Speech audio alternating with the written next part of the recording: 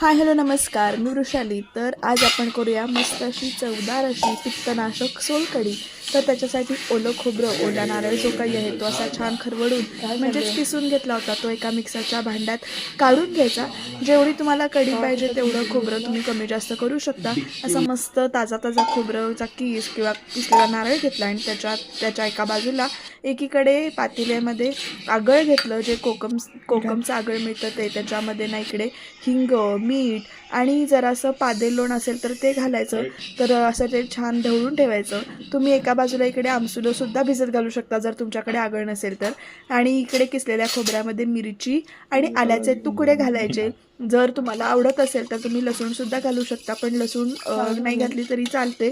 इकडे आल्याचा तुकडा आणि मिरची जे काही आहे ते सगळं इकडे मिक्सरला बारीक वाटून घ्यायचं.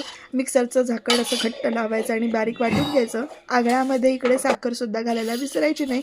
आणि मिक्सर वाटून घेतल्यानंतर एक दोनदा वाटून घ्यायचं, त्याच्यामध्ये पाणी घालून सतत वाटून घ्यायचं. आणि त्याचा जो चव आहे तो असा गाळणीवर ठेवायचा. तुम्ही सुती फडक्यावर पण ठेवू शकता. आणि मग तो जो काही चव आहे तो असा गाळून घ्यायचा हाताने. चमच्याने करू नका, कारण चमच्याने येत नाही. हाताने, आपला हात जगन्नाथ म्हणून ना आपला असा हाताने तिकडे असं तो चव असा काढून घ्यायचा. आणि मग अशी सोलकढीमध्ये त्या कोथिंबीर मिक्स करायची. एक दोन तीनदा खोबरं वाटून घ्यायला लागतं, तरच हे असं नारळाचं दूध निघतं.